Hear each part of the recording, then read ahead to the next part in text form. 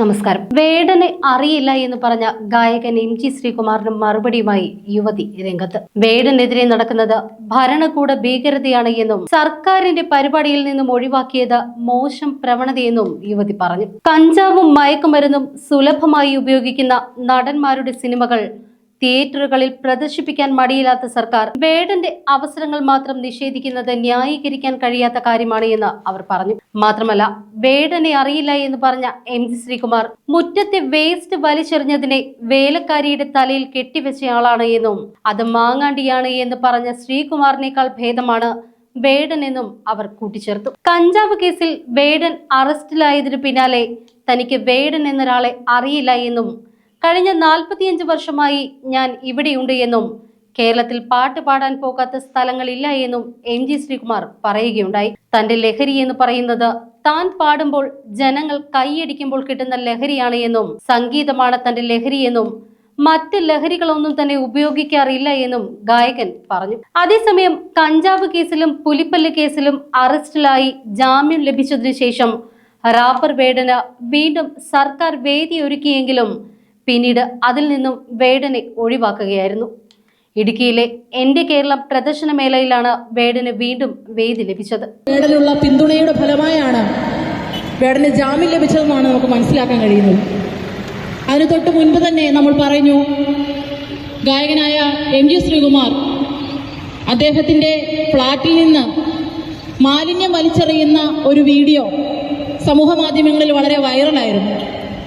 25,000 രൂപ പിഴയടയ്ക്കുക മാത്രമല്ല, തന്റെ വീടിന്റെ ചുറ്റുമുണ്ടായിരുന്ന മാങ്ങയും മാങ്ങാണ്ടിയുമാണ് വീട്ടുകാരി വലിച്ചെറിഞ്ഞത് എന്ന് വീട്ടുവേല ചെയ്യുന്ന സ്ത്രീയിലേക്ക് പഴിചാരിയ കലാകാരൻ. അദ്ദേഹം വേടനെ അറിയാത്തതിൽ നമുക്ക് വലിയ അത്ഭുതമൊന്നും തോന്നേണ്ട കാര്യമില്ല. എങ്കിൽ പോലും ജാമ്യത്തിൽ ഇറങ്ങിയ ശേഷം വേടൻ ആദ്യം പറഞ്ഞത്, ഞാൻ മദ്യവും മയക്കുമരുന്നും ഉപയോഗിച്ചിട്ടുണ്ട്, അത് തെറ്റാണ്, അതിന് തിരുത്താൻ ഞാൻ ബാധ്യസ്ഥനാണ്, കാരണം ഞാനൊരു കലാകാരനാണ്.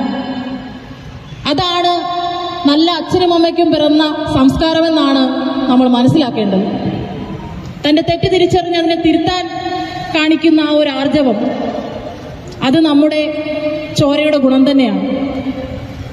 ബാബാ സാഹിബ് അംബേദ്കറെയും മഹാത്മാ അയ്യങ്കാളിയെയും എനിക്ക് തോന്നുന്നു 20,000-ലധികം ആളുകൾ പങ്കെടുത്ത തിരുവനന്തപുരത്തെ വലിയൊരു വേദിയിൽ മഹാത്മാ അയ്യങ്കാളിയുടെ തലപ്പാവിനെന്തു തിളക്കം എന്ന് പാടിയ വേടനെ CSDSന്റെ ഓരോ ജനങ്ങളും നെഞ്ചിലേറ്റുകയാണ് ഉണ്ടായത്. അതുകൊണ്ടാണ് ഇത്രയും വൈകിട്ടും വേടന് വേണ്ടി, ആ ഒരു കലാകാരന് വേണ്ടി നാം ഈ നിമിഷം ഇവിടെ തടിച്ചുകൂടിയിരിക്കുന്നത്.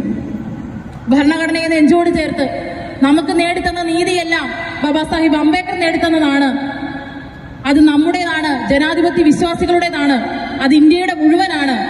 ഇതൊരു ജാതിയുടെ മാത്രം പ്രശ്നമല്ല, ഇതൊരു വർണ്ണത്തിന്റെ മാത്രം പ്രശ്നമല്ല. ഇനി വളർന്നു വരാനിരിക്കുന്ന നമ്മുടെ കുടുംബത്തിലെ, നമ്മുടെ കുട്ടികളുടെ വിദ്യാഭ്യാസത്തിന്റെയും കായികവും കലാപരവുമായിട്ടുള്ള എല്ലാ ഉന്നമനത്തിന്റെയും ഒക്കെ തടയിടലാണ് ഇവിടുത്തെ ഗവൺമെന്റ് നടത്തിക്കൊണ്ടിരിക്കുന്നത്.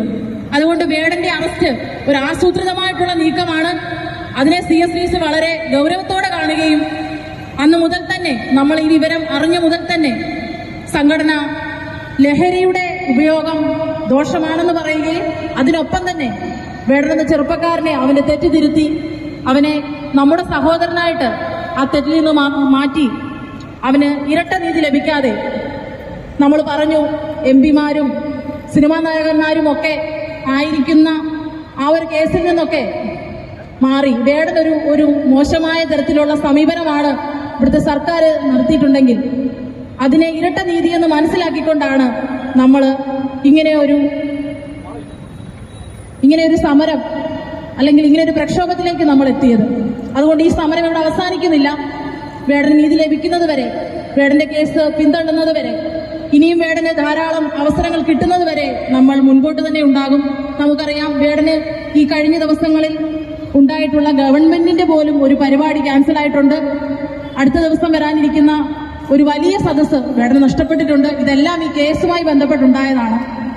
നമുക്കറിയാം, ഏതൊക്കെ സിനിമാ നായകന്മാര്, നടന്മാരൊക്കെ എന്തൊക്കെ ലഹരി ഉപയോഗവുമായും സ്ത്രീ പീഡനങ്ങളാലും ഒക്കെ ജയിലിൽ കിടന്നിട്ട് പോലും അവരുടെ സിനിമകൾ തിയേറ്ററിൽ സുലഭമായി ഓടുമ്പോൾ ഈ ചെറുപ്പക്കാരന് ലഭിക്കുന്ന ഇരട്ട നീതിക്ക് വേണ്ടി നമ്മൾ രംഗത്തിറങ്ങണം.